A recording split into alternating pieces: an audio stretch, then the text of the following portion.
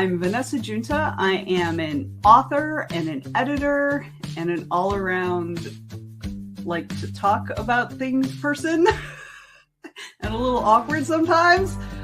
But one of my favorite things to do is just sitting down and just talking about stuff. I mean, communication is my love language.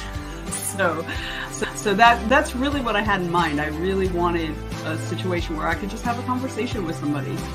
So, and a conversation and a cocktail is really all about us hanging out and drinking together and talking about the stuff.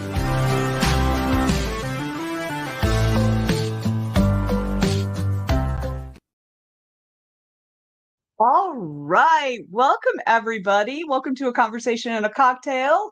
And today I am joined by the lovely Lauren Brown, who, as you may or may not know, although you probably do because I talk about it all the time, Lauren is one of our guests of honor for Multiverse, which is this weekend. Oh my God. I'm not ready. Are you ready? No, definitely not. Not ready. Not ready. All right, Lauren, I am going to start things out with how I always start things out. What are you drinking? I'm drinking mead that I actually brewed with a friend. So that's exciting. That is so fancy. So fancy. fancy. What kind, like what flavors? We put chai spices in it. I believe it was cinnamon, cardamom, ginger, and obviously, the honey and everything to do a special blend that I really wanted to try. So that's the kind of mead that we're doing. Are you going to be bringing some with you to Multiverse? Because I would love to put a taste of that in my face. To be perfectly honest, she's a little bit not dressed yet, but it's serviceable for me and what I have right now. But okay, let's try a different batch for a group of people. I think that's so cool, though, that you guys made your own mead, and I am going to say I highly approve of your flavor profile. Thank you. So I'm also drinking mead, but this is from Viking Alchemist because I'm not nearly as fancy as you are. And it is called Enigma. Ooh. Let me see if I can get that. Whoop, wait. There we go. What does it say? I can't read. Cranberry. Yeah, I'll read it. It's easier. It's tart cherry cranberry mead, aged in an Ingelheim Merlot barrel for 12 months. What? That sounds amazing. That's like my kind of taste right there. I also love that. I've got a little bit left, so I'll bring this with. Excellent. I'll bring this with. And we'll drink this weekend. All right. Thank you for sharing your booziness with us. We will get boozy together, you and I. So the next thing I ask people is about your origin story. What was your radioactive spider bite that got you into both art and then doing art professionally? My radioactive spider bite was basically me being a kid and having all these images and pictures in my head and drawing on everything I could reach in order to get them out of my head. So I used to draw on the walls. I used to draw on homework. I used to draw on everything. And I got in so much trouble for not paying attention in class because I would doodle in the margins. And I was pacing around my room and my mom was like, what is going on with this kid? So she took me into she's like, is she okay? And the doctor was like, yeah, she's fine. She's actually like really, really good. And you, the mom, are the one with a problem. That's literally what the doctor said. I wish there were more doctors who would say shit like that. Honestly, same. So like my mom is awesome. So after that, she just had me enroll in different classes. And she and my dad just let me continue to do art and pursue whatever I wanted in terms of art and really fostered that in me. So when I went to college, I went for illustration and animation and just really came into my own there and got to explore my own stories, my own narratives, and then went to SCAD, Savannah College of Art and Design for my master's. And that's when I really understood the industry part of it and how to work in animation and everything. But ever since I was a kid, I was always really into video games. I was into anime. I loved Pokemon. I loved Sailor Moon. I loved Dragon Ball Z, Sonic the Hedgehog and Mario and Donkey Kong and all that stuff. And my dream was always to either work in animation or work in games because I really wanted to make other people feel like how those shows and those games made me feel when I was a kid. it was, they just have such a special place in my heart. And I just always wanted to be a part of that. So that was kind of Ah. a very, very brief overview of my origin story. Oh, I love that.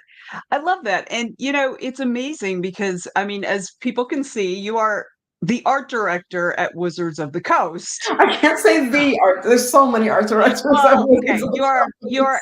you are I'm an an art art director director. at Wizards Yeah. of the Coast. So you're actually the first visual artist I've had on this show. Really? You know, most cats. Another Okay, we're cat. official now. I actually didn't know that this cat was still in this room, so she snuck in. This is Prius. Say hi to Prius, everybody. Yay, hi, Prius. She's the least this of the two, but she will be on screen. Yes. Well, I mean, that's what makes it official is when you have an animal or a human that is not supposed to be on screen. Yep, just on screen, always. That's how you know you're on air. That's right, because otherwise you'd have no clue really. So, so because I am not particularly familiar, so I'm gonna like give you a little bit of background on me with art. I Yeah. can draw a bunny head and an eyeball, but just one. I can't do both Nobody can do because both. That's the secret. yeah, I mean it's just like so. I've always really envied and admired people who have that visual art talent. My grandmother was an artist and she was a painter, and my sister got it. I didn't get it. I got words, which is fine with Words me. are awesome too. I've been trying Right. my hand at writing for a while now because I've always loved writing stories, and Mhm. writing is so hard. It is legitimately very difficult. And I know that all I need to do to get better at writing is to continue to write. And Yes. that is what I mean, but that's how art works as well, is that the way to get Right. better at art is to continue to do art.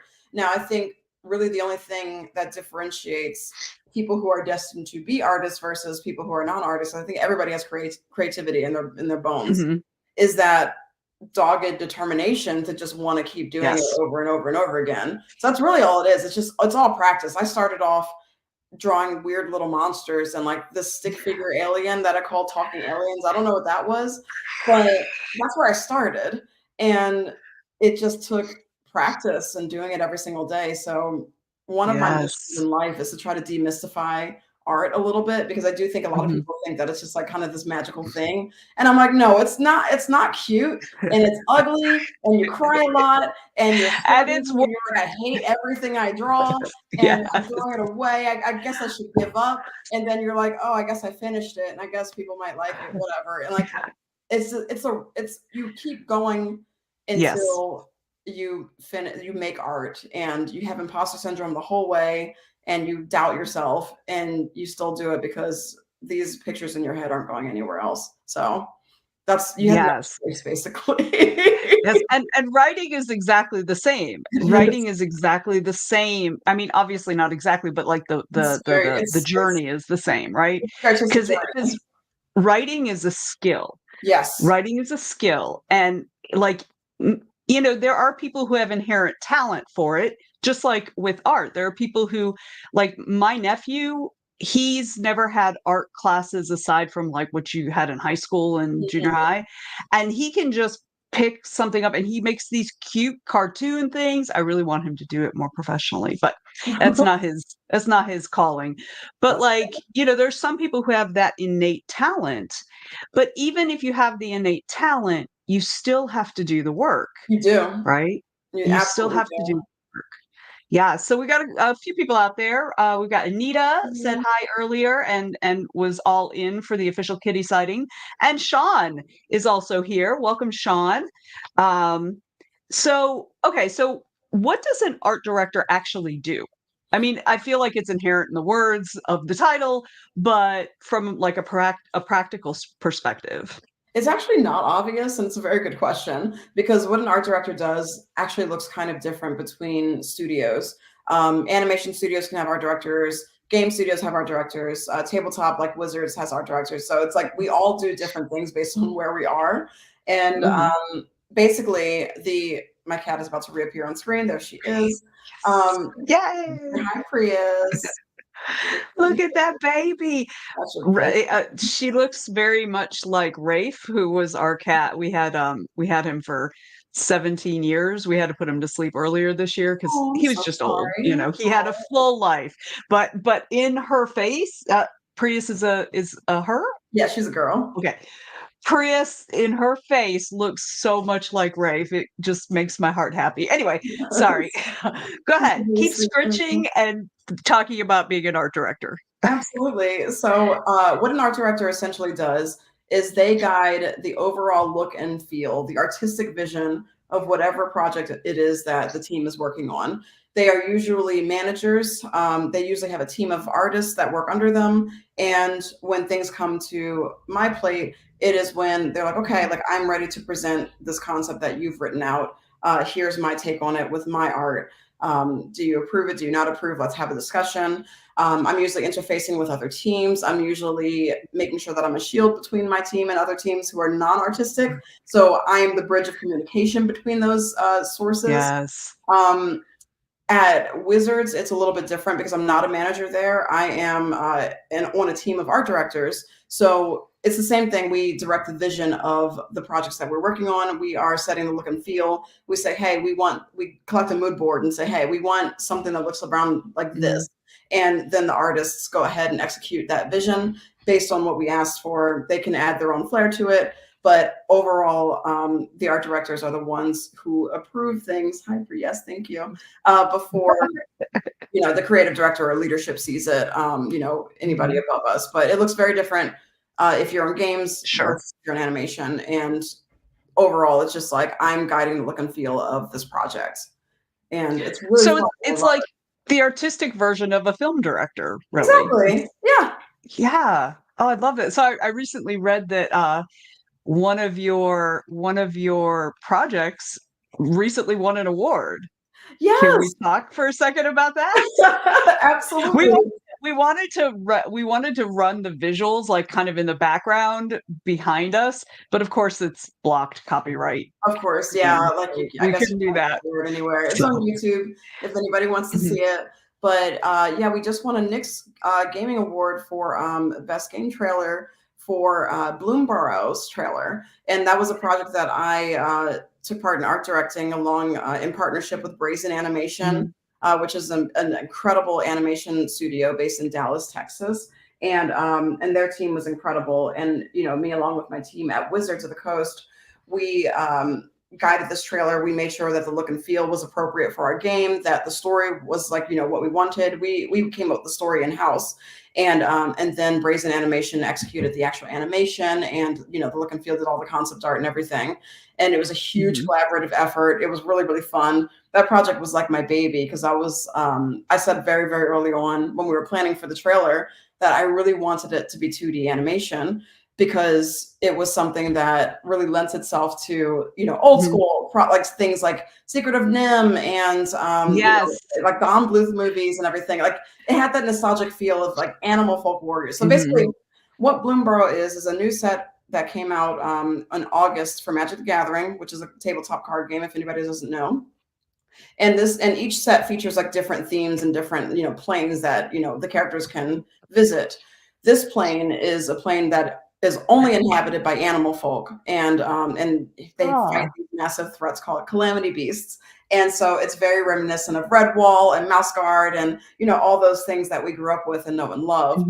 So this was very near and dear to my heart, and it made me really proud to see the work that came out of it, and to know that our trailer was good enough to win an award, and that people really enjoyed it. It was just a very, very much a career highlight for me. Yes. And so Joe has put the link to that trailer in the chat so folks can go look at it, because it is a fun trailer. I watched it. I was like, and that's exactly what it really reminded me of The Secret of Nim, right? Yeah. I was like, because I'm a little older than you. So like that Secret of Nim was back when I was not a little kid, but like probably a teenager-ish, like tween and teenagers when I think it first came out. Yeah, I think I was a kid when that came out. Yeah, and it was Like when I was watching that, that's exactly what I thought of. And it's so cute. Joe's favorite animated movie of all Yes. time. Very, very good choice. It's incredible. Yes. Yeah. So we've got a few more folks out there. Jesse Adams is here. Jesse is one of the co-producers of Multiverse, as you probably know. Yes, you're paying the appropriate cat tax. Sean said, I recently heard the term art orders in relation to the art in an RPG project. Is that something that is like, I've never heard of that. Like, I'm assuming, go ahead. Yeah, it's called different things depending on what project you're on. I think for us it's called I think a project order. But it's art orders. Mhm. Project order is basically a distinct commission that you know put out for an artist to do. So say for example, I know that I need to make marketing art for this new set. So I send out an art order to make, you know, the art for, you know, to be the cover image of this thing. I reach Mhm. out to an artist. I say, hey, are you interested in doing this? And they say, yes, I would love to do this. Oh. We're going to pay you this much. And they're like, awesome. And so then after that, we put in an art order or a PO for the artist that has all the information about the project, how much you're getting paid, et cetera, et cetera. Mhm. They have their contract. Once that's signed, they can get started with the project. So that's basically what an art order is. It's like a distinct commission that you're giving an artist. Mhm. It's very much, it sounds very much like, you know, freelance projects, right? Like, Exactly. yeah. Yeah. So that's fabulous. So a couple other things. Sean said a red wall mention. That's a deep cut. That's a Yes. So it's late. yeah, we're caught Thank up. So you. if anybody if anybody has any questions in the chat, feel free to toss them in there. I have a couple of different things I want to talk about. As a speaking of freelance, you have a full-time job, Yes. and I imagine, like many artists, you probably also have freelance projects. You do other things in your off time. So one of the things that we talk about with some frequency is, especially since the pandemic, things have been very stressful in general. Life, like outside of your own house, life is lifing real hard these days. And so, and oftentimes creatives, particularly those with freelance projects and an additional outside the home job or inside the home, but you know what I mean, a full-time job. So you've got to take care of yourself too. So like there's a risk of burnout, right? There's a risk of overloading your plate. I don't know anything about that at all. Oh no, never. Who would know about I know, that? right? What? Who Taking on does too that? many I've got 8 things. plates. I We don't don't do that here. overload any of them. So, can we talk a little bit about, have you struggled with burnout at all or feeling overwhelmed? And if so, how have you handled that? And do you feel like you're kind of at a better place in terms of balance, or where are you, Lauren? So yes, very much so. I am familiar with burnout. I am close friends with burnout and overwhelm and stress. This. Yeah, like we're like besties. Yeah. Like it's crazy. Like we Yes. have like a great like on Instagram, crazy. Anyway, Yes. It's to me, it's a little bit more like single white female. It wants to be besties with me, but I really would prefer not. But yeah, it's rough out in these streets, right? Like it's crazy. No, burnout was probably at its peak over the pandemic because not only was mm, I already burnt out before the pandemic had started, but I also have ADHD. And the thing about ADHD is that you have coping mechanisms that you naturally do in everyday life, like going outside and socializing or doing different things what? aside from looking at your screen all day. And when Yeah. all those outlets were taken away, it was very, very hard to cope with. So it's required a lot of therapy, a lot of balancing, a lot of kind of understanding who I was. Because I was only diagnosed at 35 and I'm 37 now. So I've only been Oh, diagnosed wow. Yeah. very recently. And it was really rough to kind of like realize that all these, you look back at your past and you're like, oh, all of this, Oh, there was a reason behind all that. That's crazy. And it's like up yeah. until, you know, I was that age, I was realizing that the way that I was leading my life was kind of a big coping mechanism for ADHD. Um, One of the big things that I do is conventions. I do conventions alongside of full-time art. I always have done.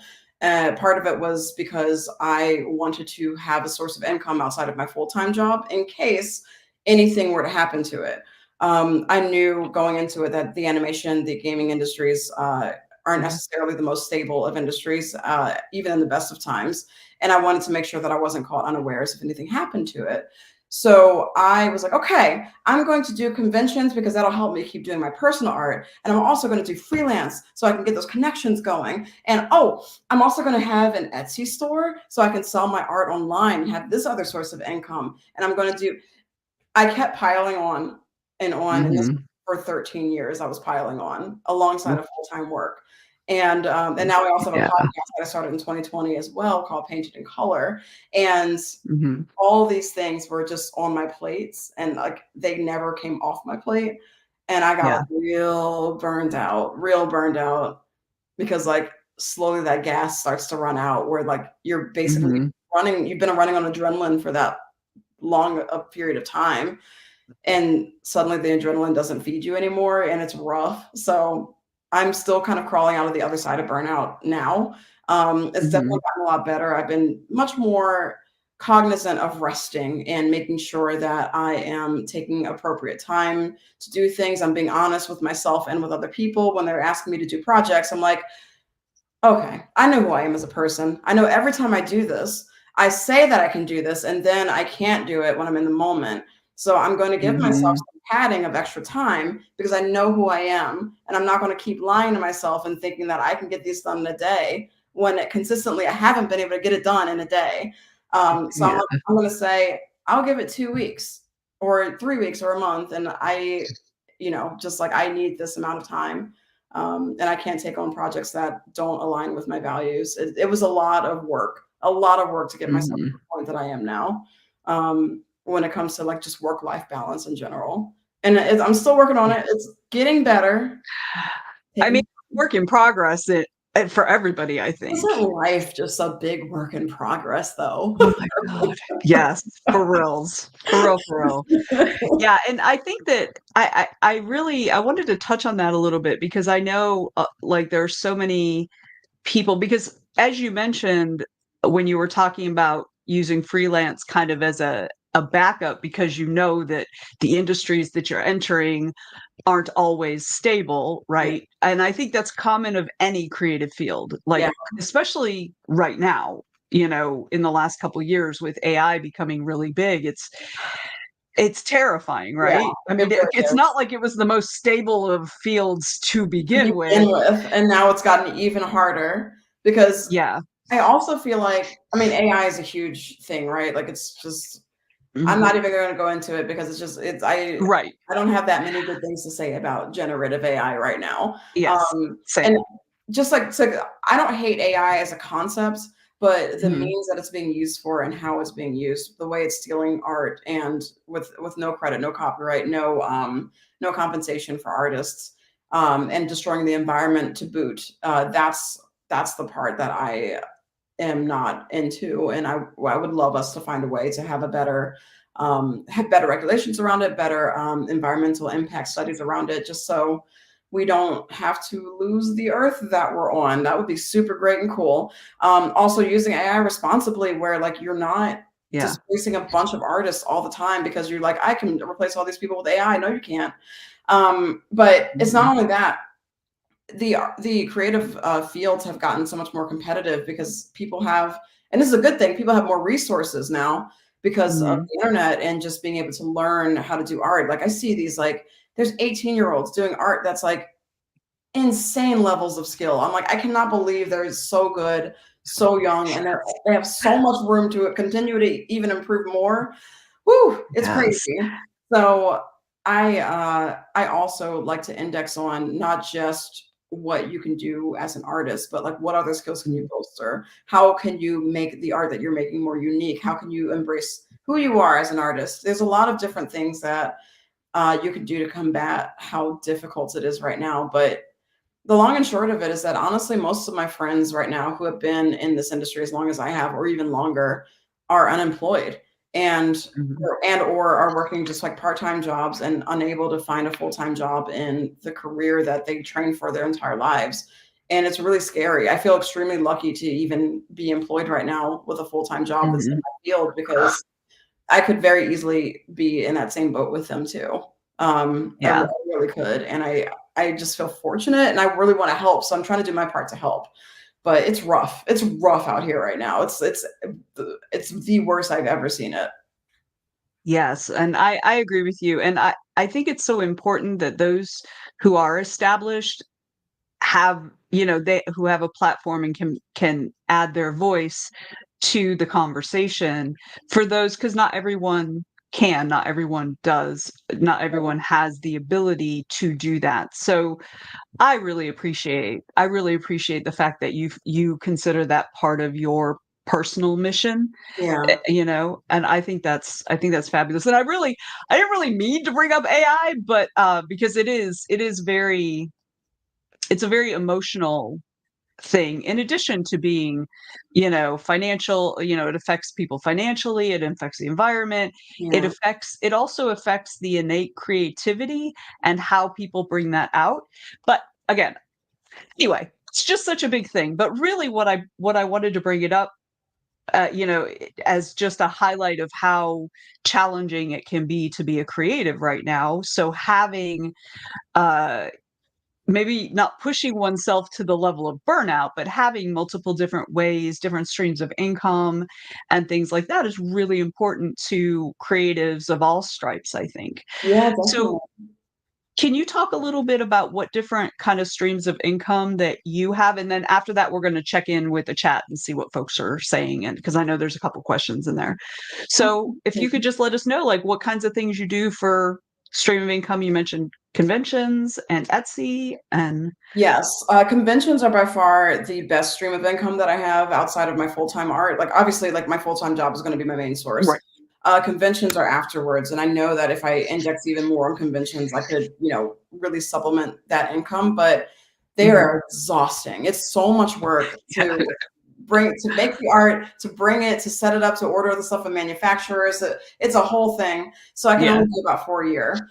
And so the 4 year I do are pretty big ones. I have my Etsy store. Incidentally, my Etsy has not been doing, it's like unprecedented how bad my Etsy's been doing this year. Oh. Unprecedented. I've had my Etsy store since 2015, I believe, and never Mhm. have I had a year this bad. And I think I Wow. attribute that to how much AI is actually taking over on Etsy. So I'm kind of looking a little bit away from that as a primary source of income. I have a Patreon where I post updates on my art and exclusive content for people. I have a mentorship cohort actually that just finished. It was a Mhm. 3 month summer cohort of 31 students through the Concept Art Association. That was Wow. crazy. So I'm going to do another one Q4 in the winter season. And so Mhm. that's another stream of income. Obviously, I do freelance. I don't do freelance as much because, in the interest of not kind of burning out and overloading my plate, Yes. I've kind of taken it more easy on freelance, but I still do a little bit here and there. I don't really do commissions that much anymore. I'm doing like one right now, but not taking on that one super heavy. Gosh, what else? The podcast is not a source of income yet. I'm not really interested in monetizing it so far, but maybe one day I will. I don't know. Mhm. Um, Gosh, and then what else? I feel like there's something else and I'm forgetting it, but that's fine. I feel like that's enough, honestly. That's so much. I can make Yes. it more, which is not good. Don't do it more. But there's a But lot of yes, I things on think my plate right now. I think that is the way you have to do it as an independent creative too, though. Yeah. Like, you can't rely on one thing or another. And No. within the publishing industry, there's a lot of talk in regards to whether you should be exclusive on Amazon and whether the benefits of that outweigh the deficits of, going wider by having, your stuff in Barnes and Noble and all the other places, right? So Yeah. because there have been situations where someone was exclusive to Amazon with their books, and some weird thing happens because Amazon will, like, close down an account like that for no For reason. sure. You may not know why, or they'll tell you why, but they won't tell you like one of your books, blah, blah, blah. And you've got 15 books and you're like, what's the problem? And they won't tell you. So like there are people who have lost their entire career because they just were in that one little niche. So I think having that additional income from different places is really, really important. Super I important. also do a lot of conventions as well. That's probably where I sell, that's where I sell a good portion of my books is Oh, that's actually awesome. conventions. Yeah. So yeah, and I agree. They are exhausting. They're fun, but yes, they are exhausting. And Yeah. especially as you get older, Yeah. girl. Oh, I'm feeling it for sure. I mean, Yes. but the thing about conventions that I do love is that not only do I get to see people face to face who are fans of my work, but also the people who are also selling in Artist Alley. We're a big community. We're a big happy family. Yes. And now there are so many people that I know that I always have that nervous thought of when I'm heading towards a convention that I always do well at. And I'm like, what if this year I don't make any money? And I'm like, well, even if I don't make any money, I get to see all my friends. So it's not really a loss because I get to enjoy myself and I don't have to rely on this as a big source of income. So it's really nice. Yes. So yeah, it is really wonderful. I love conventions, but after I get home, I just want to collapse on the couch for a week and not talk to anybody. Yes, same. I literally do not schedule anything the day after a Yes. convention because I'm just like, I got COVID right after Dragon Con this year, but Oh, for my first time, I'd never had it before. no. Oh, And that's awful. I'm so sorry. yeah. So, but I mean, it's fine, but like I I am convinced. So my mom went into the hospital on Labor Day and she was in the hospital until that Friday. So I am convinced that the reason I actually came down with COVID instead of my body fighting it off is because I did not have the downtime after the con. I went straight from Yeah, Dragon Con to the hospital. you didn't get a chance to So rest. yeah, it's so Mhm. important. You have to do that, especially as you get older, Oh yeah. right? Oh yeah. Yeah. So we're going to go through some comments, and I know we've got at least a couple questions out there. So, yes, Jesse, ADHD represents. Woo And you could woo, talk gang gang, let's about, go. yes, about coping mechanisms. I do think being diagnosed older, I have a lot of friends who are, very entrenched adults, like over Yeah. 30, over 40, over 50 even, who are being diagnosed. And to your point earlier when you were like, you look back, all of them have been like, yeah, I look back at my life and go, oh, now it all makes It sense. makes sense now. Yeah. Right. Yes. And congratulations on on improving your work-life balance. It is so not easy, It's for real. really a struggle. It's such a For real. struggle. And we don't often learn how to say no in a way like, we're not taught, especially in the US, we're not really taught how to set boundaries. No. We have to learn how to do that. And it hasn't really even been until about the last 10 years or so, or 15 years, that it's actually been a conversation, right? Yes. About what boundaries are and stuff. And I think, especially, I don't know about you, but like, I hate saying no, especially to people I like. I really don't like saying no to people I like, especially strangers. I don't care, but Yeah. like people I like, I don't want to and say that no. can be hard. Yeah, like my friends or my family, it's really, really hard to say no to them. Fortunately, because a lot of my friends are also artists, I don't have to say no a lot because it's just like they Right. understand too. And Mhm. I think what's important with me, in regards to setting boundaries is that I kind of set the stage early so that before those questions or requests come up, I let people know it's like, hey, like things are really crazy right now. Like I probably can't take on XYZ or probably I'm like trying to Mhm. prioritize my rest this year. And so like in the outset, they already know that I'm trying to take it more easy. So they try not to demand extra effort from me. Or if they do, they say, please feel free to say no. It's okay. I know you're trying to prioritize your rest. But being able to emphasize that and allowing the people who I care about to understand what I'm going through and to be able to be honest with them has been a really, really important thing that I've had to learn how to do Mhm. because before I would just try to hold it all in and Sure. pretend like I was fine all the time. But in reality, when you're burned out and exhausted all the time, you're not fine. You really need to rest and you really need to set yourself a way to actually get that energy back, because otherwise you're just going to be running on fumes for the entire time. And if you can't show up for yourself, how are you going to show up for other people? You're just not going to be able to. So I would much rather be able to help people and assist when I am at my best, rather than give, a half-baked kind of, effort for my friends, or my family. That just doesn't feel right. So I let them know, it's like, hey, like, I'm not going to be able to give you my best right now. I would rather do this when I can help you properly. And they usually understand that, because most of my friends are also neurodivergent, and they know what it's like to struggle with mental health and coping mechanisms, and also just setting boundaries. So it's really good to have friendships like that where people really understand me. Yes, I agree with that 100%, 100%. And I find that in the writer community too. Like, I've really scaled back on the number of editorial clients I take, in part because I recognize I've had a really, really, really shitty few years, with just house trauma and things like that. My house has been demolished by trees twice since 2020. Oh, no, It's just, it's just been a whole thing, right? I'm about to get a tree guy to come out in my yard on Friday, because there's a tree that is dead and needs taken down before it takes down. Yeah. Yes. Take it down now. Take them all I'm taking down. it down. Home ownership. Yeah, I know, right? Oof. Oof. So I believe Sean had a question. Is there an artist you take inspiration from, and what are your other sources of inspiration? Oh, I love that, because I do love the look of your art. And we're going to look at some of those a little closer in a minute. But please, your inspiration. Absolutely. I think one of the biggest, like the easiest one I can mention is Alphonse Mucha, who is a from Prague, an Art Nouveau artist. Like, it's basically a style called Art Nouveau, where it focuses on graphic elements with usually a figure, or just like this kind of filigree, this whimsy.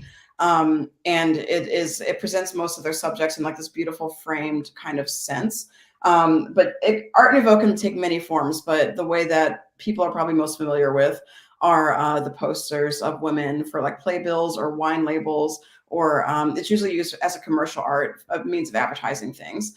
And something about it just captivated me. I fell in love with Art Nouveau when I was in college, and that really became a huge influence and source. I also love fashion. My dad used to be a fashion designer. He's not anymore, gave it up. Ooh. But he used to make clothes for people around us in the neighborhood. He made me and my sister's prom dresses. And so he instilled a love of fashion, for me when I was a kid. And I grew up on Project Runway and everything. So a lot of my art is like infusing those sensibilities together. Huge inspiration for me is nature. It's part of the reason why I moved back to Atlanta, because this city is so green and so full of just beautiful, delicious nature. Yes. I love all the ways that, I don't know, patterns can form, and like the plants that are out there, the different kind of shapes that they can take and the way they function. I love nature in general, and just the science around it. And I try to infuse a lot of that into my art, because I think that people tend to forget that we are a part of nature too. We are a part of the earth, and we should take care of it more. And my art kind of blend the two concepts together, humanity and nature, as one. Because I really do believe that we are a part of this whole system. So that's what my art is basically inspired by. There's tons and tons of other artists that I really love and admire a lot: James Jean, Sachin Tang, Tron Nguyen, Kristen Garland, Brie Henderson. Like, there's a lot of people who I just like adore and love, and just love to see the look of their works. But yeah, like all these things, like the cool thing I think about art, and I think it's probably the same with writing as well, is that all creatives have their influences, but what really makes them their own is like how they take all the things that they're inspired by, all their influences, and like blends it together in a cocktail of like what's in your brain. And what you choose to represent is really what defines your artistic voice. And I'm sure it's the same with writers, the same with musicians, even chefs and things like that. Like every form of expression is like, it's got you ultimately in it. So I try to now make my art like fully me, and just very, very indulgent. And just like, here's what my inside of my head looks like enjoy it. I love that. I love that so much. Joe, can you put up, so those of you who may not realize, if you check out the artwork right here on our walls, is all Lauren's art. So Joe, if you could, I would like that middle one, the white background one. Yes. She is. So y'all check that out. So it's funny. So when I was looking at that, I named it, when I was just making my notes, I named it Mushroom Princess, but it's close to the name. Very close. The actual name. Go ahead. Share the actual name. Yes, Spore Crown Queen. So I fell in love with this. I'm not a mushroom person. Mushrooms are not my thing, but I fell in love with this whole series. This is a series of queens, right? It's a series. I call it the Avant-Garden. Yes, and they're gorgeous. Y'all check out Lauren's website and just have a look at these. They're gorgeous. My favorite one out of those is the Ginkgo Queen, though, which we don't have a picture of, but that I think is my favorite one. So can you tell us a little bit about how this series of queens came to be? Yeah, so it's actually a fun story. So when I think this was in 2019, I applied for a convention called Gen Con in Indianapolis. Mm-hmm. And it's a huge convention, old tabletop gaming convention, one of the biggest in the world, I think. Mm-hmm. And it has artists that are from Magic the Gathering and Dungeons and Dragons and people who have been in the industry for like 30 plus years in this art show, really, really high caliber show. In 2019, I got into Gen Con and immediately had an existential crisis because I was like, surely I don't belong here. Surely, was this a mistake? Like, do they want me to draw a dragon? I don't know what to do. And I was like trying to make new art for this convention the entire year and just was in such an art block because I just got so overwhelmed with the possibility that I could dare to exhibit next to all these veterans in the industry. And then I sat with myself and I realized that they didn't accept me because I drew like anybody else. I wasn't a painterly artist. I wasn't an artist who drew a bunch of dragons or, imaginative realism, which is like the high fantasy painter stuff that you see, which is amazing work, but it's never been my bag. They put me in the show because I sent them 3 pieces that I thought were my strongest pieces that represented me. I didn't lie to them. It was my work. And I was like, well, if you didn't lie to them and if you showed them your work and they accepted you, then maybe what they want to see is your work. Novel concepts that weird, isn't it? It's crazy what imposter syndrome will tell you. So I decided to make a piece that was the most self-indulgent, most me piece I could ever think of. I'm like, you know what? I'm just going to go back to my roots, go back to what I used to draw. Cause I always drew plant ladies ever since I was in high school. I love plant ladies. I had a series of like fashion models that were like oranges and strawberries and stuff, like little fruits. They're still on DeviantArt. If anybody wants to find it, you can go ahead and look. I'm not giving you the link. It's terrible, but I appreciate them because it's where I came from. And so I love mushrooms so much. Like I just love the look of them. I love how weird they are. I love how many different forms they can take and the fact that they're neither a plant nor animal. And I love fashion. So I had this image in my head for a while and I was like, okay, I'm going to finally draw this queen and see like what it'll come out. I did 3 versions of this queen before I landed on this one. And I finally landed on her and I was just like, I think this is it. I think this is like the piece that this is the kind of art that I just want to keep doing because it was so much fun to do. And I was like, okay, I guess like I'm going to bring this new piece to Gen Con and see how they like it. And like, just like meekly, it was like, okay, here she is. It sold out. Like all the prints sold out. People absolutely loved it. I got so many offers for freelance jobs. I got so much positive feedback. Everybody was so nice and kind to me.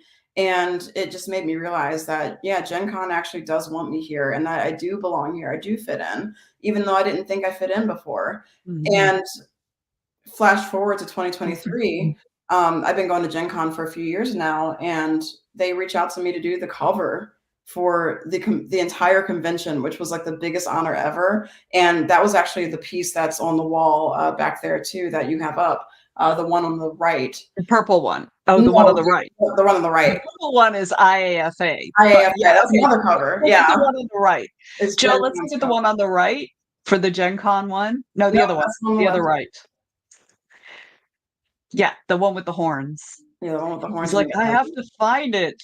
Because I gave him the other 2. He went and got the third one. I gave him the purple one and the Oh, mushroom, and he went and found the other one, so he may not have it ready to there it is. yeah, There we there it go. is. That was the cover for 2023's Gen Con. Oh, So, that's so cool.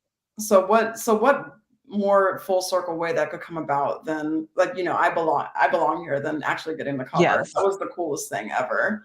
And Yes. just a really, really good convention year in general. So yeah, Yes. it was just fighting through a lot of imposter syndrome is just Mhm. sometimes you just get to cook. But And I I don't think remember imposter how I syndrome even is got on this topic. I think imposter syndrome, though, is such a universal thing among creative. It I can really count is. on one hand the number of writers I know who say that they don't have imposter syndrome. Like literally, it wouldn't even take my whole hand, Yeah. you Yeah. know. And I really love what you said because I try to give that sort of advice, especially to newer authors. What you were saying was, we've got these demons in our head. We've got these voices in our head that are telling us that we're not good enough or we don't fit in or whatever. But that is all entirely internal. Yes. And I love how you emphasized that instead of looking inward and trying to decide whether you are worthy yourself, is that you remembered to trust the people who chose you. Yeah. Because I think sometimes we are so close to our art, even not even necessarily an individual piece, but our art in general. We're Yes. so close to it that we can't actually make an objective assessment about ourselves. And even if we could, we don't always see ourselves objectively. No, we You know don't. what I mean? And so the idea that sometimes when we can't see ourselves clearly, because for me, that's what it is. When I'm dealing with imposter syndrome, it's because I'm not seeing myself clearly. Yeah. I'm seeing myself through this haze of doubt. And if I'm not seeing myself clearly, I have to trust the people around me to tell me what I look like. Absolutely. And I'm so glad that you brought that up. So thank you so much for that. Of course. Um, I want to talk about the third cover. That's the IAFA cover, right? Yes. So IAFA is the International Association for Fantastic in the Arts. Yes. It's very much a it's like double nerdy geekdom because Very much. it is a bunch of nerdy academics Yep. like all of us, nerdy academics who are nerding out on speculative fiction art of all different types. So Yep. it's just like nerds to the nth degree, which is awesome. It I was love it. very I've been to delightful. do you go to the conference I in attended the one Florida? this year. Nice. How'd you like it? It was wonderful. It was Yeah. definitely different than other conventions that I'd been to because it was an academic conference rather than, Yes. you know, like an anime or fantasy convention or tabletop. It was, but it made me feel like I wanted to write a research paper after I was done. So I was like, this seems so much fun. I would love to just deep dive into a topic that I feel really passionate about for no reason and convince other people of my points. It's so cool. But it made me kind of miss the days in grad school when I had to do my thesis because that Mhm. deep dive and research and like being able to collect sources and to understand fully a topic that you're exploring was a really satisfying thing. And I haven't had time for it since I graduated, but it just reminded me of like why people love to do work like that. And it really inspired Yes. me. It was awesome. And again, everybody was there was just so wonderful and kind Mhm. and nice. And yeah, it was great. How often have you gone to IAFA? I've only gone once, and it was because I was living in Fort Lauderdale at the time, and that year it was before Oh, I moved it to Orlando, oh so it was a long time wow. ago. Yeah, and, so I was, working on my MFA, well, really MA, it was an MFA later, but I was Mhm. working on my MA, and one of my professors, my university was up in Pennsylvania, he was gonna be at the convention, and it was literally 12 minutes from my house. So I'm like, No way. and one of my favorite authors was there. This was my first time really ever at anything, not any convention, but anything like this, right? Any Yeah. kind of fandom / and definitely academic convention. And so one of my favorite authors that I grew up on, Chelsea Quinn Yarbrough, she's basically Oh, the grandmother of paranormal romance. that's Um, that's awesome. she was writing it in the 70s before it was even a thing. At any rate, she was there, and I'm going to tell you my very embarrassing Yes. fangirl story. It was like Thursday evening, I think, and they had a couple panels that evening. And so she was on one, and I was like, oh my God, oh my God. And so I go up and I get in line to talk to her. And of course I go to the end, like I go last in line because I'm like, because if she's going to walk somewhere, I could walk with her. And so I walked up and I said, and I introduced myself and I said, it's going to seem like I'm stalking you because I'm going to be in everything you're in, but I promise I'm harmless. I love that so much. Like, I promise I'm And not a it's creep. true. I just love everything you've done. It's just like, yeah. So what was I? Oh, if you like, okay, so you were just saying you had that whole inspiration to write an academic paper. I'm going to give a little plug to the Multiverse Learn track, which, since you are local to this area, you could, come do, we have their 15 to 45-minute length presentations that are like an academic presentation. You don't have to write a paper. So Yeah. yeah, so like people can nerd out on all kinds of stuff. Like I went to one that was about I'm not a math person, but it was about the math of why a particular die is used in a particular gaming system. And I was just Ooh. like, okay, yeah. So we've got all kinds of stuff. We've got a cryptid presentation. We've Great. got a bunch of them. Tanya Ransom is doing one. Ooh, Anyway, okay. So check that out while you're at the con. definitely. Yes. So the IAFA cover, that purple one, how did you actually come to do the cover? How did that come about? Yeah, so one of my dear friends, Emily Midkiff, she was my old college roommate back in undergrad, Hmm, and she nice. is on I think she was on the committee for IAFA, and she was like, hey, like I told my other chairs about you. They're gonna reach out and ask you to do a cover for them. I'm like, okay, cool, that sounds awesome. So I did cover concepts for their year. I believe that was, oh my God, what year was that? Was it 2022? I think it was 2022, Afrofuturism. And I did Mhm. just like, my sketches and everything. And they came back, and one of the people, I'm not going to name any names or who, but one of them said that it wasn't Afrofuturistic enough and that they were going to go in another direction. And I was like, what? They're like, it's too whimsical. And I was like, that doesn't make any sense to me. But I wrote about this on my Instagram, so it's already public. I just call them out. But You're like, it was, I'm not calling anybody out that I yeah, I'm haven't not already calling called out. it was a single person who said this, so it wasn't the whole chair. Like they're wonderful people. Mhm. But they were like, okay, like we don't know what to do. So like it's an academic issue as well. And they were like, we don't feel qualified to like really kind of say that it's not. So we're just going to let it go and hire somebody else to do this. We're going to give your money for what you've done. And but however, next year, 2020, sorry, no, sorry, this was for 2023, for 2024. They're like, for the 2024 year, we are going to do the theme whimsy inspired by your whimsical style. And I was like, oh, okay, that's cool. Okay. So I got to inspire the whole theme for the next year. So It's that was awesome. amazing. Yeah. And so the cover that I had done was honestly kind of a tongue-in-cheek jab a little bit.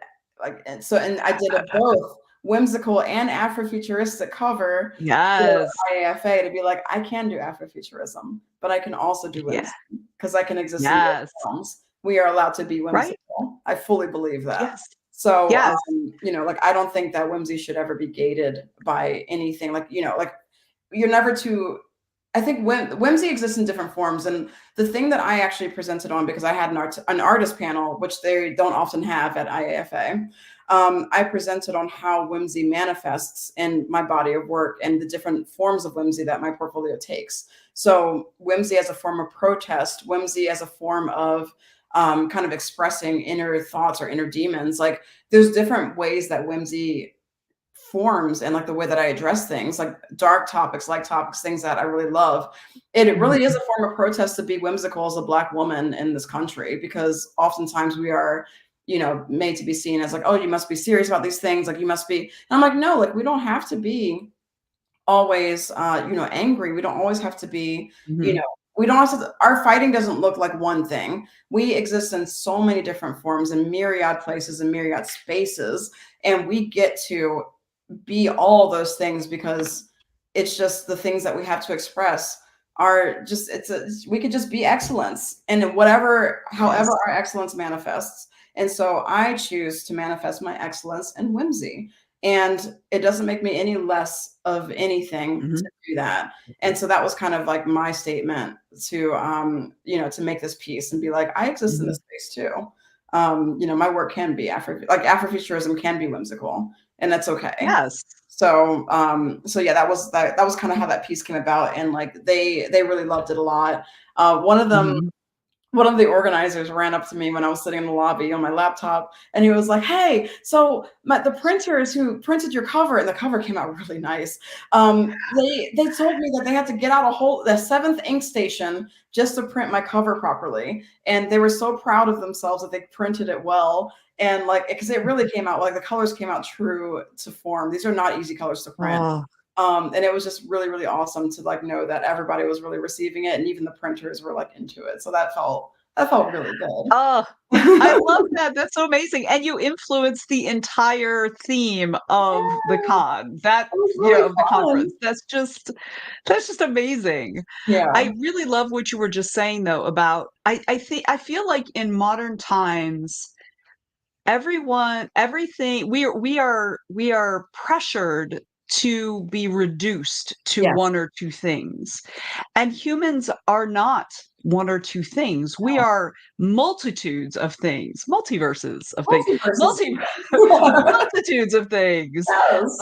And I really like that you embrace that, and the idea that Afrofuturism can't be whimsical feels very limiting, you know what I mean? It feels wrong to me. It doesn't feel right. Like I don't think that's a good definition of what Afrofuturism can be. It doesn't always have to be something super serious or like tackling super like intense things. Sometimes heavy. Be existing in a space and being also magical or a fairy or whatever. But I'm a very whimsical person at heart. Like I don't take things way too seriously. I stay very youthful. And for a long time I thought like, oh, like I'm just immature or I need to grow up one day. But I'm 37 years old. I'm not planning to grow up anytime soon. And I like it that way. I'd rather be that way, because I can be whimsical and also have my full-time job and be able to inspire other people. And you know, this movement has really been sweeping you know, a lot of the culture now. We have something called Black Fae Day in May. In the month of May, Black people are encouraged to dress up as fairies and like just fae in general and be fantasy. And the whole month of May, essentially, everybody gets to celebrate. A wonderful organizer named Jasmine LaFleur has created this holiday for Black people to just celebrate their whimsy. And I love it so much because I've always amazing. So I'm really happy that it's something that's starting to really sweep across the Black community and culture as a whole, because I think we really needed it. We really did. I love that. Yeah. And I also like the idea that we can't, as adults, that we cannot be whimsical, that we cannot have fun, that we can't be silly and goofy and ridiculous. The idea that we can't be those things is so reductive. You know what I mean? Very reductive. It's like we don't have to be like it. Someone who is like that isn't childish. No. You know, they did. We often use the term like childlike instead. Yeah. But why can't it also be a part of being an adult? Exactly. Why does being an adult have to just be all the drudge and all the serious? And, you know, I like it. I like being silly. It helps keep me young. Exactly. It's just like, no one would ever think I'm 37 years old, but that's because I'm young at heart. So yeah, right? So like, I didn't know you were older than me. I'm 55. Wow. I'm 55. See? See? Yes. Talking about secret to life. I Young in heart. Let's go. I bathed in the blood of virgins or something. I don't know. Yes. Rob has made it. Welcome, Rob, in the last minute and a half. Rob Excellent. Thank you, Rob. You'll meet Rob at Multiverse. He's fabulous. You'll like him too. I love that. So I choose not to subscribe to just one idea of what it can be to be an adult and what it can be, because like what it really is like I am whimsical despite all the things that people have tried to throw at me, and that despite what this world has tried to throw at me. So it really is my form of like it's your rebellion. I don't follow these rules. I choose to smile in the face of all this because I have hope. I choose to have hope, and I choose to be joyful, and that's what I'll continue to do. Oh, what an amazing sentiment to end the hour on. That's awesome. You did that so well. I'm very impressed. Thank you.